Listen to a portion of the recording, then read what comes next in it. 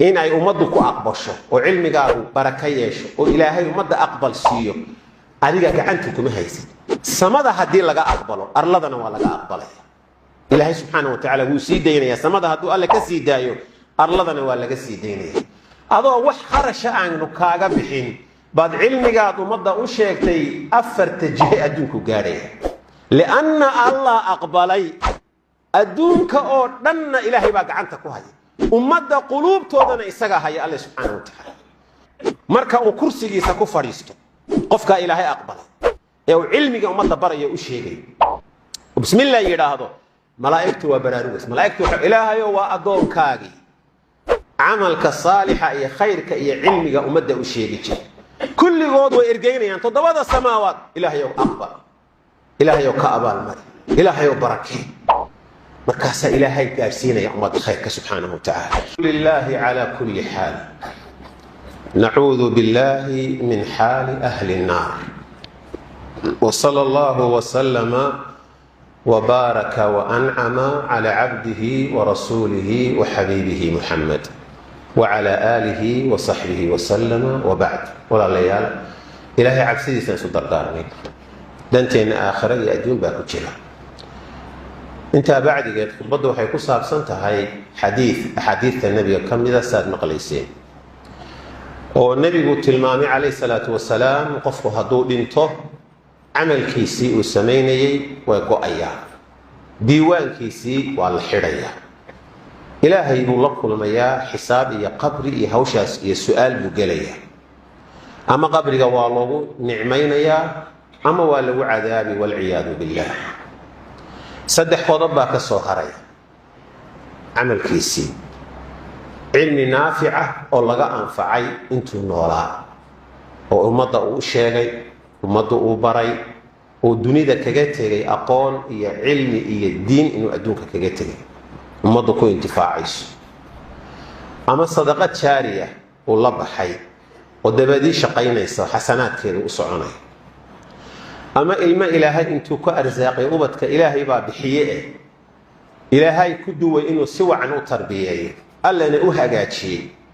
إلما وناكسنو الدين له قيمة له والدنيا ذا كجتدي وأن والدك قدك كو إلا وينين وأسو دعيني أرنتها سي حديث كاسي كورما يوحو تصينيا قفك مؤمن كقلب جيسا حنون نويكو بكينيسا وحنا دحت شوكتي الدنيا ذا أوردن وقعيان هدي الله يرعب saddexdan shay un baa haraysa naftuna waa ka tegaysa xaga kale rajana way ku galeysaayo waxa lagu sheegay wixii waxtar ku noqon lahaa bacda mawtika geeridaada kadib maxaa ku anfacayo amal saalix ayaa lagu sheegay nabiga ka waramay salawaatullaahi wa salaamu alayhi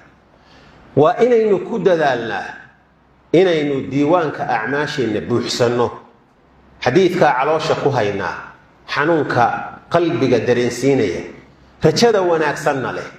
cilmiga faafintiisa iyo dacwada iyo diinta iyo khayrka ku dadaalna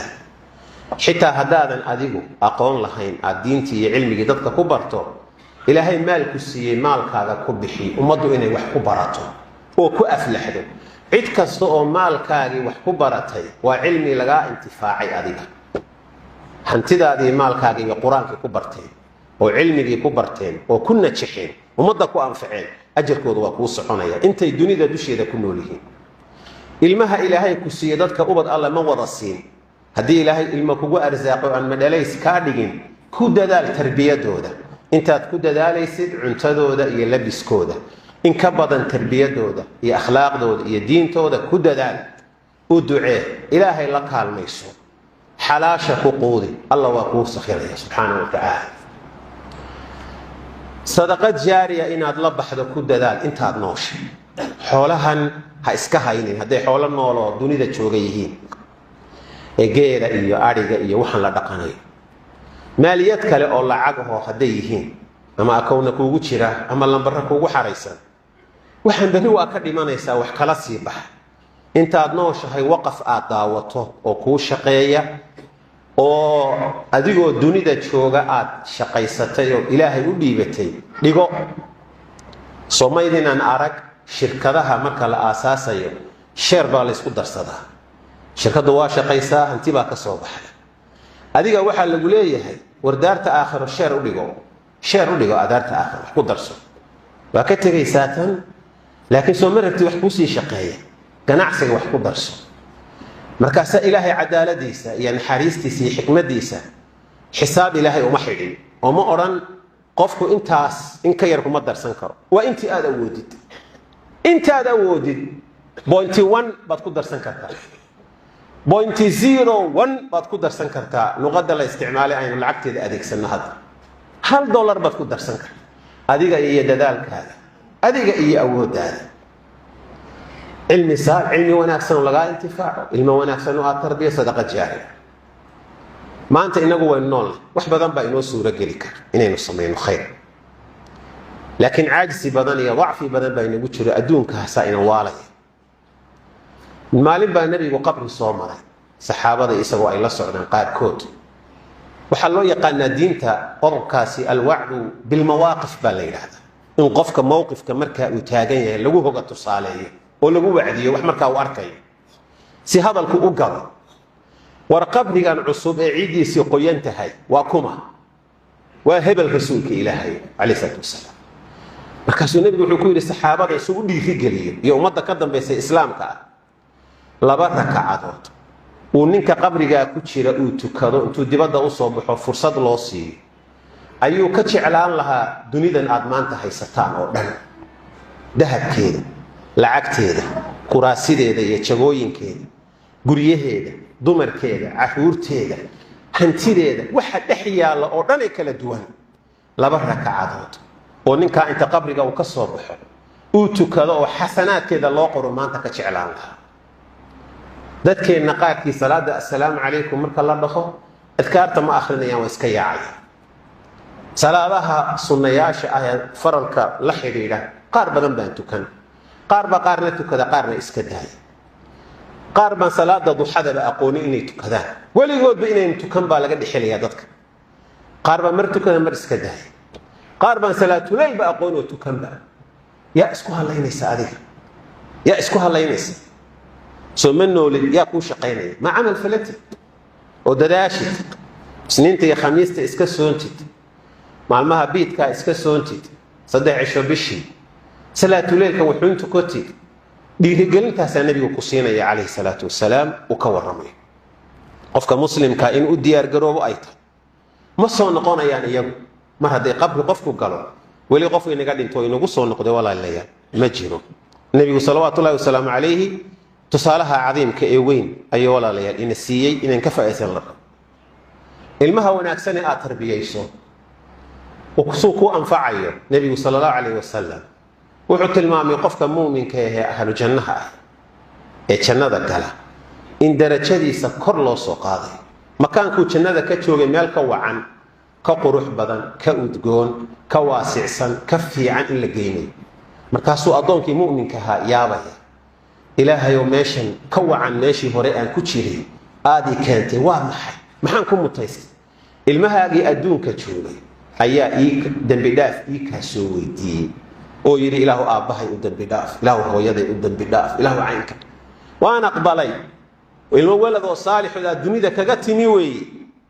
horena ballantu waa u ahayd ilaahay subhanahu wa ta'ala halkaas ku farxaya farxad buu ku farxay adna markaa dhimato maanta waad nooshahay kuwa dhabarkaaga ku jira ama aad dhashay maanta kula jooga baa sida kuugu soo ducayn doona وهل جزاء الإحسان إلا الإحسان يقول ساسي كوغو سو دعين دونا نبي صلوات الله والسلام عليه وحو تلمامي قفكو خيرك يا دينت يا أمد دعوة لقارسي أرسال إناني أحين وحو يري من علم علما قفك ضد علمي برا ودينت يا خيرك يا علمك أمد أشياء فله أجر من عمل به cid kasto cilmigiisa dhigaysatay ama ka baratay ee ka qaadatay amalka ay ku amal falaan intay tira la egyihiin xasanaadkooda in la egba ilaahay isaga u qoray iyagana waxba laga nusqaamin maayo waayo ahadka wax bixinaya waa ahad deeq badan oo agtiisu ay deeq badan taalo waxba kama nusqaamayaan agtiis mid walibana waxa la siinayaa abaalkiisa kii ugu sabab ahaa khayrkana intay tira la egyihiin xasanaadkii iyaga gaargaarka loo siiyay baa isaga loo raraya la siinaya maadaama uu simay walaa yanqusu min ajri al-aamil kii shaqada qabtay ajirkiisii waxba laga nusqaamin maayo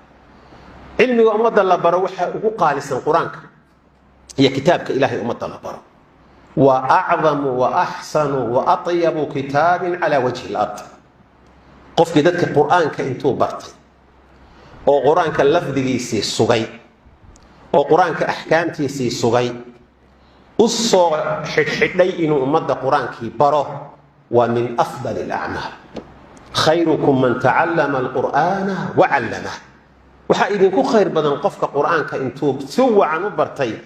dadka baraya buu nabigu yiri salawaatu ullaahi wa salaamu alayhi abu abdurrahman as-sulami rahimahullahu ta'ala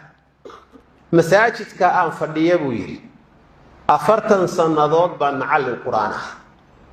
oo ummadda quraanka u dhigaya xadiidkaas halka ay fadhisay yiri 40 sanadood ayaan quraanka dadka barayaayo intaasoo boqolaal aflixiyay xadiidka nabigu yiri baa halka ay fadhisay alayhi salaatu wassalaam innaga intaasoo qofba quraanka taqaana qofna inuu quraanka lacag ku qaato ama maxaan ku yiraahdaa mooyaane si kale inuu ugu faa'iideeyo way adagta maxaa ku diiday masaajidka intaad meel fadhiisato waqti kamida 10 qof 15 qof faatixada inaad ka saxdo kaliya qul a'uudiyada iyo qul walayaasha inaad ka saxdo maxaa diiday xitaa haddii qof isxilqaamo dadkii baan ba fadhiisanaynin oo u arkaya in ceeb tahay mushkiladaasi waa mushkilad caadiim laakiin qofku wuxuu ka faa'iideysanayaa marka uu helayaa abaalkeeda nabigu wuxuu leeyahay sallallahu alayhi wasallam inna mimma yalhaqu al-mu'minu min 'amalihi wa hasanatihi qofku markuu dhinto waxa ka daba iimaanaya mu'minka ee amalkiisa iyo xasanaadkiisa waxa kamid ah uu nabigu sallallahu alayhi wasallam ba'da mawtihi ilman 'allamahu wa nashara ilmi ummadda baray intuu noolaa ummaddu ka faa'iideysatay oo uu faafiyay niyad wanaagsan iyo ikhlaas ilaahay horti uga faafiyay qabuulka ilaahay baa haya in ay ummaddu ku aqbasho oo cilmigaagu baraka yeesho oo ilaahay ummadda aqbal siiyo adiga gacanta kuma haysid samada hadii laga aqbalo arladana waa laga aqbalaya ilaahay subhanahu wa ta'ala wuu sii deynaya samada haduu alle ka sii daayo arladana waa laga sii deynaya adoo wax kharasha aanu kaaga bixin baad cilmigaad ummadda u sheegtay afarta jihe adduunku gaaraya لأن الله أقبلي أدونك أو دن إلهي بقى عنك كهاي ومدى قلوب تودنا إسقى هاي الله سبحانه وتعالى هداد لكن كهب سانتو استستس اسم قشيس هكو أمانين هلا قوض وضو جيت كان مجارس والله بعدين جيت كان مجارس تعب كابون وابعي هديك الإلهي وحكدي جايا دبدق حلقوا لفتي وكدي جايا خير كان أفرت الجهة أدونك إلهي سينيا لأن السماء الله كأقبل ونيدا خالصة ضدك قلوب تودنا إسقى هيا ومكاسو الله أقبل كأسو ليبيا ملائكة جبريل بأسو ليبيا تضبط السماوات ملائكة الله صومريا تضبط السماوات ملائكة بأقبل إسا ملك الله سود تشينيا مركا وكرسي إسا كفريستو قفك إلهي أقبل يو علمي أمد برا يؤشيغي وبسم الله يراهدو ملائكة وبراروس ملائكة إلهي وأدون كاغي عملك الصالح يا خيرك يا علمك أمد أشيغي كل غود وإرجعين يعني تضبط السماوات إلهي أقبل إلهي كأبال مر إلهي بركة مركز إلهي كارسين يا أمد خيرك سبحانه وتعالى لكن أصل وحاء نيدا رسولك نبأ أيني وحان شعلها جهاد كإنان قالوا وكل جهاد إلا الشيخ شيخنا واربا منك جيسي كها دقال يهن كها مشاهد كهاي الصحابة كدح مقضي وعذرها دقي حقا أرنتانا ويقول لفاقنت جهاد كان ديار بانو هذي غلب كي جواسيته نك عين قاس كورا لا شيء له لا شيء له لا شيء له وحب إلهي أكتيكم عليه إلهي أكتي وحبكم عليه إلهي أكتي وحبكم عليه مركا وإن النيد وناكسنت هاي نبي يقول عليه علم غفق وفافي لبو ولدا صالحا ترك ilmo wanaagsan oo dunida uu kaga tagay wa mushafan waratha kitaab quraan oo dadka uu dhaxal siiyay ama uu baray ama intuu soo qaaday uu cid siiyo quraanku ay ka barteen oo ka akhrisanayaan uu sadaqaystay aw masjidan banaahu ama masaajid uu dhisay wax ku darsaday ama wada dhisay aw baytan libn as-sabil banaah ama guri uu dadka sudcaalka ay ugu talagalay inay ku nastaan oo harsadaan oo seexdaan u dhisay aw nahran ajraa ama ceelal iyo uu qoday webiyo uu kaliya uu soo jeexay ummadda ku waraabinayo aw sadaqatan akhrajaha min maalihi fi sihhatihi wa hayatihi yalhaquhu min ba'di mawtihi ama sadaqad jaariya uu sameeyay oo marka uu dhinto acmaasha saalixa ah way ka daba imanaysaa buu nabigu yiri salawaatullaahi wa salaamuhu alayhi waxyaabaha muhiimka aynu isu tilmaamaynay kamid tahay qofka mu'minka inuu ogaado cilmigu waa aakhiru zaman culimadu waa dhamaanaysaa waa dhimanayaan waa hooyanayaan ama bir hadisho ama bas ha u dhinteen waa in cilmigii la reebaa oo laga faa'iidaystaa nabigu wuxuu tilmaamay in allaha laa yaqbidu alcilma intizaacan yantazicuhu min alcibaad ilaahay cilmiga dadka qalbigooda kama siibo subxaanahu watacaala iyagoo nooloo jooga qalbigooda cilmiga iyo qur-aanka iyo diintii iyo shareecadii lagama qaaday iyagoo laab masaxan la arki maayo laakiin see loo qaadaya walaakin yaqbidu alcilma biqabdi alculamaa laakiin culimadaa la dilaya ama bir baa dilaysa ama bas baa dilaysa xataa idaa lam yubqi caaliman ilaa aan adradu ku harin qof wax yaqaana ittakhada annaasu ru'uusan juhaala dadku ay samaystaan madax jaahiliin ah fasu'iluu faaftaw bigayri cilmin fadalluu waadalluu oo markaa intay wax weydiiyaan aqoon la-aan ugu jawaabaanoo iyaguna lumaan ummadina lumiyaan alimaam alxasan albasri wuxuu oran jiray lowla alculamaau lakaana annaasu kalbahaa'im haddaanay ummaddu culima dhex joogi lahayn dadku sida xayawaanka mayeedhaanka abuu noqon lahaa ayuu leeyihin waxyaabaha muhimka aynu tilmaamayna waxay ka mid a inaan wakhtiga ka faa'iideyn allah wuxuu yidhi subxaanahu faman yacmal min asaalixaati wahuwa mu'minun falaa kufraana lisacyihi wainaa lahu kaatibuun bal aayaddaa fiiri qofka sameeya acmaasha saalixaadka wax ka mida isagoo mu'min oo iimaankiisu fiican yahay falaa kufraana lisacyihi wainaa lahu kaatib wax ilaahay camalkiisuu ka tirtirayaa ma jirto waa loo qorayaa camalkiisoo kaamila ayaa alla siinaya subxaanahu watacaala nin alimaam siyar alcalaam nubala alxaafidu dahabi raximahu llah ayaa wuxuu keenayaa qiso cajiib ahoo nin dhintay oo dadkii salafka ka mid ahaa ayuu wuxuu keenayaa qisadiisa uu leeyahay ninkii wuxuu ahaa nin dadka faatixada ka saxa salaada markuu tukado fajar uu masaajidka fadhiisan jiray ciddii u timaada faatixadu ka sixi jiray ninkii waa geeriyooday dad baa markaa riyo ku arkay oo yidhi war hebelo wadaad dhimatay maxaa ilaahay kugu abaalmariyey waxaa iigu weynaa wax alla igu abaalmariyey faatixadii aan dadka ka saxayay baa igu abaalmariyey marka waxaynu isu dardaarmaynaa inaynu u shaqaysanno geerida ka bacdi maanta waad nooshahay waad caafimaad qabtaa waad shaqaysanaysaa waad talinaysaa waad tallaabsanaysaa dadka ha ku mashquulin sharaftooda iyo diintooda iyo xantooda iyo wax ka sheegooda iyo xasaradooda ha ku mashquulin war naftaada ku mashquul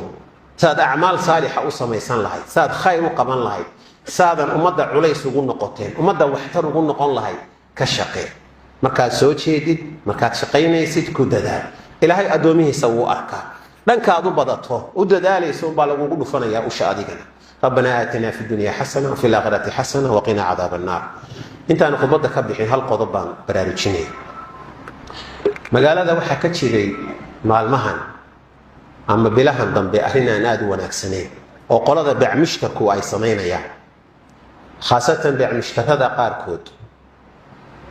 dadka ka ganacsada suuqa bacmishtarka arrimo khatar ah oo xaaraan ah baa ka dhex socda arrintaasi waxa weeye wax la yiraahdo falisaada beeca la isku falisayo oo dadka qaarna aakhira loo dirayo hantidooda iyo maalkooda khasaare la gelinayo dad baa u shuraakeeyay dadkaasi qaybaha ganacsiga qaybo ka mid ay ku jiraan dad danyar ah ama jeeb yar baa ganacsiga soo galay oo qaybaha kala duwan ee hoose ee ganacsiga soo galay qoladii bakhaarada waaweyn haysatay qaarkood iyo qoladii dukaamada haysatay qaarkood waxay u shuraakeeyeen kuwan jeebka yar ee suuqa soo galay in suuqa laga saaro waxay u arkeen arsaaqdoodii inay qayb ka cunayaan waxay u arkeen faa'iidadii inay qayb ka cunayaan markaasee waxay noqotay dhulka in lala simo marka khudaartaa ka mid ah dadka ka ganacsada oo kale waa ka mid ah haddaan ku dhowaadaba waxaa la samaynayaa khudaartii baa la keenayaa qiimihii ay suuqa ku timi magaalada ku timi kartoonkii intii ay ku timi maalan hadday ku timaado $13 oo kale $5 baa la siinaya ama $6 isagu wuu iskhasaarinaya laakiin wuxuu rabaa inuu aakhira u diro kan jeebka yar meeshaba inuu ka saaro rabaa marka ninkii keenay ee soo dajiyay ee gaarigiisa ku watay ee isagu ay 14 ama 13 ugu timi suuqa baa $5 $6 siinaya kartoonkii oo dhan miskiinkii jeeb yaraha ee wadatada ahaa xaguu maray marka lama arag meel oo aad dhulka lagu daray aan suuqa ka saar waa loo heshiiyay kuwa waxay sameeyeen kambaniyo iyo ganacsatada gobolka timi goboladay ka yimaadeen kale markaasay damceen in ganacsi magaalada ka hirgeliyaan waa sax magaalada ganacsi way u baahan tahay in laga hirgeliyo shaqo abuur la sameeyo laakiin niman magaaladii garanaya ma aha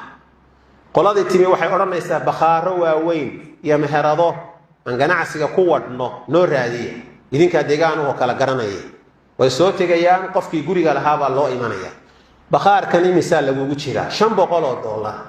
waana ku dhisaya daqadaha iyo albaabada ayaan ka bedelayaa waa sibir mutuleel baan kaaga dhigaya $100na waa ku siinaya xisaabta dhismahan aniga isu qaba war ma qabo miskiinkan guriga ku jira marka subaxii dambe ninka odayga baa u imanaya wuxuu leeyahay adeero gurigii ama lacagta kordhi ama isaga bax dema $100 ma ka soo baxdaa horta meesha wuxuu ku hayo ma ku hayaa $100 wax ka soo baxa meesha inuu ku bixiyo waxay noqonaysaa marka inuu ama lacagtii waa bixinayaa yiraahdo oo khasaare kaga dhaco meesha ama inuu ka baxo kii ku xigayna nabarku waa ku dhacaya kanba kun buu bixiyaa adeer bixi ama ka bax baa la leeyahay isfalisaada caynkaasihi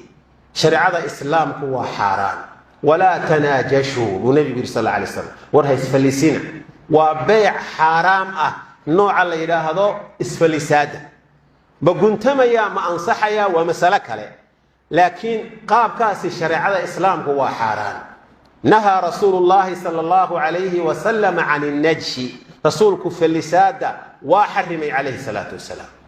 waxaan leenahay waxa aad isu kaalmaysateen ee dadka masaakiinta ee jeebka yar ee masaariifta yawmiga labada $3 $5 ee biilka ay ka dhiganayaan ka raadinayaan aad masaxaysaan oo aan suuqa ka saarna aad leedihiin hadda ilaahay waa idin arkaa subxaanahu wa ta'ala hadda maalin baa caynkaas oo kale dad jeeb yar ahaydeen intaa isaga soo gaarsiiya gacantiin iyo maalkiin caafimaad aad ku ganacsataan waa idin siiyay maal buu idin siiyay waa idin dhaqay albaaba waaweyn iyo bakhaaraad fadhidaan baabuur baad iibsateen milki aad u leedihiin oo kiradii kaga baxdeen aad ku soo rarataan markaasaad go'aan ku gaadheen qaarkiin cagta inaad saartaan masaakiinta dhayliga ama yawmiga la daala dhacaya inaad bakhtiisaan baad rabtaan soo ilaahay idin ma arko soo ilaahay idin ma maqlo soo alla idin ma oga soo ilaahay idin lama joogo idin lama jiro biilmihi kawaan tooban leen ilaahay wuxuu yiri wala taawanu ala al-ithmi wal-udwan hay su kaalmaysanina dambiga iyo colaada iyo xumaanta Allah ka cabsada subhanahu wa ta'ala nin kale arsaaqdiisa ilaahay ugu ma dhiibin kimistaada wallahi nin kale ma cunayo rizqaad leeday wallahi nin kale afka u saaray ilaahay rumee subhanahu wa ta'ala Allah u toobad keena Allah u noqda dhibaatada iyo waxyeelada aad geysateen ilaahay dambi dhaaf uga weydiista ha ku noqonina ummadu ha ceeshto ha kala ceeshto oo ummadu ha ceeshto oo ha noolaato dhibbay ummadani ka soo baxday dhibaatay ka soo baxday qaxbay ka soo baxday rafaad iyo mashaakil bay ka soo baxday ummadu madaxa kor ha u qaato ummadu ha ceeshto ummadu ha noolaato ummadda ka daaya waxa ku wadaan waa rajaynaya inaa ka daysaan waanadayda inaa qaadataan waa rajaynaya alla inaa ka cabsataan oo u noqotaan waa rajaynaya inaa diidaan ma rajaynaya haddaa diidaan mar kale baynu ka hadli doonaa laakiin hadda wax kale oran mayno allaha idinku duwo wanaaga la idin sheegay ilaahay idinku duwo subhanahu wa ta'ala ربنا آتنا في الدنيا حسنة وفي الآخرة حسنة وقنا عذاب النار ربنا تقبل منا إنك أنت السميع العليم وتب علينا إنك أنت التواب الرحيم واغفر لنا ولوالدينا ولوالديهم ولمشايخنا ولمعلمينا ولمن له حق علينا ولجميع المسلمين والمسلمات والمؤمنين والمؤمنات الأحياء منهم والأموات اللهم أغثنا اللهم أغثنا اللهم أغثنا اللهم أغثنا اللهم أرسل السماء علينا مدرارا اللهم أرسل السماء علينا مدرارا اللهم سقيا رحمة لا سقيا عذاب اللهم اغفر للمؤمنين والمؤمنات والمسلمين والمسلمات الأحياء منهم والأموات اللهم أعز الإسلام والمسلمين وأذل الشرك والمشركين ودمر أعداءك أعداء الدين صلى الله وسلم على نبينا